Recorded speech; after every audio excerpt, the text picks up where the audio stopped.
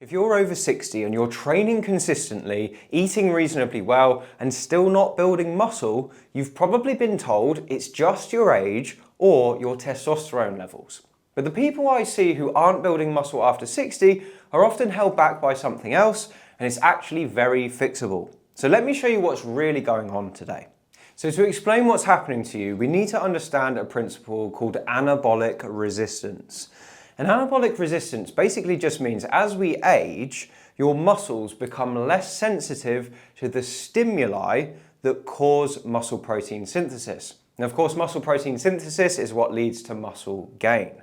Now, there are only two stimuli that can actually cause muscle protein synthesis. You've got resistance training, which is your exercise, and you've got protein intake. So resistance training is like tearing down the muscle fibers so they build back stronger, and then protein is the building blocks that are used to rebuild that muscle. And after the age of 60, your muscle stops responding to the same protein dose that it used to. Okay, so it still responds, but it's less sensitive. And the same thing happens to the resistance training quality as well. So let's say when you were in your 30s, a 30-gram protein meal used to build muscle for you quite easily. But when you're in your 60s, it might take 40 grams or 45 grams of protein per meal to get the same anabolic effect. Now the muscle is still responding, it's just that it takes more to trigger it to actually start turning over tissue again. And when you compound that with the fact that you're less sensitive as well to the resistance training itself, then you start to get these plateaus where people just can't gain muscle or even feel like they're going backwards. Now, many people blame this on low testosterone, which definitely is a factor, and it does affect muscle gain after the age of 40, let's say. But for many people, that's not the only thing, and it's actually this anabolic resistance which is the bigger problem. So the first strategy I've got for you to help you overcome this anabolic resistance is to hit your protein intake targets each meal. Now, when you're younger, as I said, 20 grams of protein per meal might have been enough to maximize muscle protein synthesis. But as we get older, the research shows we might actually need to push that all the way up to about 40 grams of protein per meal. Okay, it sounds like a lot, and it is, but that might be what it needs in order to just kick that muscle protein synthesis into action. Now, if you look at what most people do, most people eat about 10 to 15 grams of protein at breakfast, maybe they have 15 grams at lunch, and then they have a big dinner and might hit 50 grams of protein there. So it's backloaded towards the end of the day and maybe inefficient. So what I would have you do, if you are struggling to gain muscle over the age of 60, is first of all try and increase your protein dose at each meal and distribute it evenly. So you might have 40 grams at breakfast, 40 grams in the middle of the day, and then another 40 grams for dinner. When you overload it, when you hit 50, 60, 70 grams in one sitting, there's only a certain amount your body can use in one go, and yes, it can use more than we used to think, but you will hit that ceiling, and if you're undershooting earlier in the day, that's where the problems are. So there's like a big gap in muscle protein synthesis throughout the day.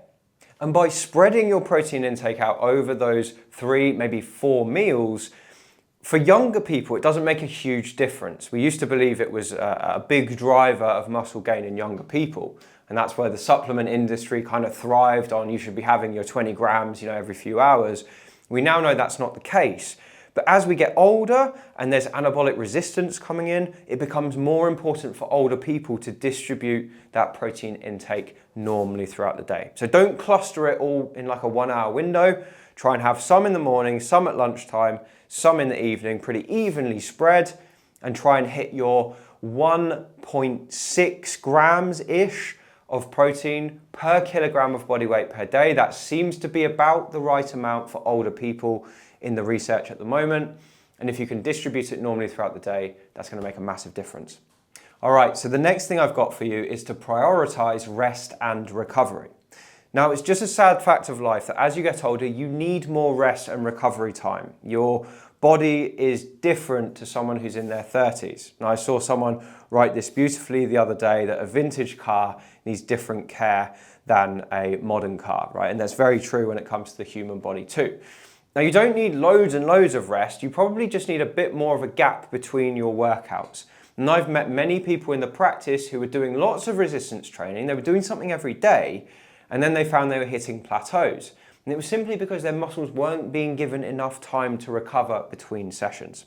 So I like to tell people in my audience that somewhere between 2, if you're just getting started, and 4 resistance training sessions per week, if you're very advanced, is about the right limit for people over the age of 60. So somewhere between 2 and 4. If you're more advanced, you're on the upper end. If you're less advanced, start with 2. And you want to have a 48-hour gap between working the same muscle groups. So if I trained my shoulders on a Monday, I need to wait till at least Wednesday before I do anything for my shoulders again. Okay, and that's definitely the case for the smaller muscles, but especially the case for muscles like your legs and your back. They're bigger muscle groups, they need longer to recover, so you've got to make sure you've got that 48-hour gap in between, otherwise you're going to be blunting your recovery. And speaking of recovery, the other thing we need to focus on now is sleep. So if you've plateaued, quite often what we find is people who are stuck in a plateau are only getting 5 or 6 hours of sleep each night. And the research now shows us that you need at least 7 to 8 hours of sleep every night, no matter your age. It's a total myth that the older you get, the less sleep you need. So try and prioritize sleep. I like to use a sleep method called the 3-2-1 method to improve it. So the 3 in the 3-2-1 is no food within 3 hours of bedtime. The 2 is no fluids within 2 hours. Of course, you can have a sip of water if you need it, but no big gulps. And then the 1 is no screens within 1 hour of bedtime, because watching films or scrolling social media, it activates that nervous system, the part that is the antithesis to us calming down. So we want to limit that as much as possible. And then the other thing that can interfere with rest and recovery is doing too much cardio. Now, I don't hate cardio. Cardio is important. It will help you keep your heart and your lungs healthy. But if you're trying to get strong and you're trying to gain muscle, then sometimes cardio can affect your recovery from your resistance training. So imagine if you went to the gym on a Monday, you hit it really hard, and then you went for a run on the Tuesday. Now that run is going to interfere with the recovery from the leg-based workout that you had on the Monday. So if you're going to do cardio, you need to be very careful where you put it in the week. I'm not saying don't do it, I'm just saying look at your whole schedule and make sure you're not putting it somewhere where it's going to interfere with recovery before you get back in the gym. The next thing we need to talk about is how hard you should be pushing when you go into the gym and you do these sessions. Now, when you get over the age of 60, we need a really careful balance, I would say, between pushing and allowing for recovery. Okay, so if you're going into the gym or you're doing your workouts at home and you're doing every set to the point of failure where you literally can't do any more reps, the research shows that's probably about 5% better in terms of gains than not pushing quite as hard. But what it does to recovery is massively extends that window between when you finish then and when you can get back in and do the same session again. So training to failure all the time, I actually think is suboptimal for people who are in their 50s, 60s and beyond. It also slightly increases the risk of injury. It's not dangerous, and certainly most people it's safe, but it will slightly increase the risk of injury. So again, that's another risk for not that much more reward. So instead, I like to tell my patients, my clients, to shoot for somewhere between 1 and 3 reps in reserve. And reps in reserve basically just means at the end of your set, how many more repetitions could you have done if someone forced you? So if you've got 1 rep in reserve, it means it was really tough, you put the weight down, but you could have just done 1 more before you hit failure. If you had 3 reps in reserve, you could have done 3 more. If you had 0 reps in reserve, that means failure, okay? Now, there's no need to train to failure. If you're very experienced, some people quite like to do it, and for them, because they have got that experience, it's safer. But I would say for most people, stopping 1 to 3 reps in reserve is perfect. And research shows that you can basically make the same gains doing that, just with easier recovery. You can keep your technique better and a lower risk of injury as well. So that's about the sweet spot when it comes to how hard to push. The next thing I've got for you is exercise selection. And this is incredibly important because one of the biggest mistakes I see people make is they go and do their workouts. They're spending 3 hours per week working out, But when you look at the exercises they're choosing, they might be doing some bicep curls and some calf raises and some wrist curls, and maybe a couple of moves on a machine, and that's about it. Now, what we call those exercises is isolation movements. And if you want maximum muscle gain, especially as we get older, you need to prioritize something called compound movements. And compound movements are basically any exercise that works multiple joints and multiple muscle groups at the same time. And we want about 2 to 3 compound movements in each session. And when we do them, you want to do about 3 sets of each one. So compounds might be like a squat or a deadlift or a shoulder press or a bench press. Some of the machines count as compound movements as well. And once you've done your 3 compound moves, if you've still got energy at the end of the session, you can layer in some isolation movements as well if it makes you feel good or if you feel you need it.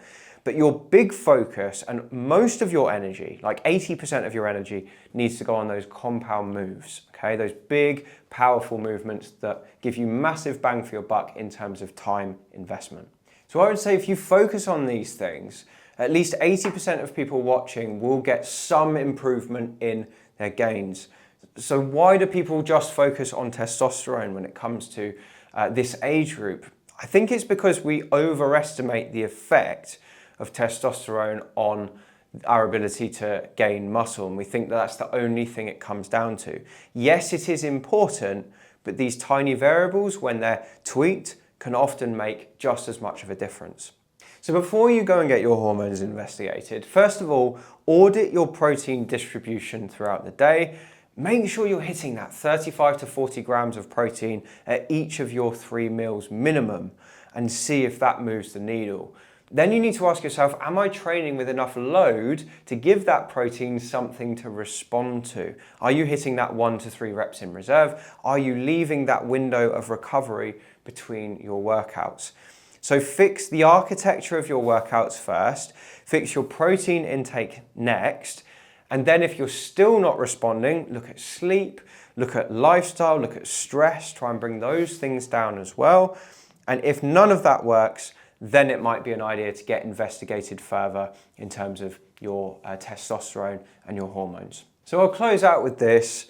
Most people are just 1 meal restructure away from a completely different result when it comes to their training, because your biology isn't broken by age, it just needs a slightly different signal. And this is exactly what we work on inside my lifelong mobility program, getting that nutrition architecture and the training stimulus working together so your body actually has a reason to build muscle. So if you want structured support with that for yourself, the link is below this video. And if you want the exact training program that I prescribe to over 60s who are trying to gain muscle, I made a video breaking it all down for you into easy steps. And it's surprisingly simple and it works. It's on the screen now, so click on that next, and I'll see you over there.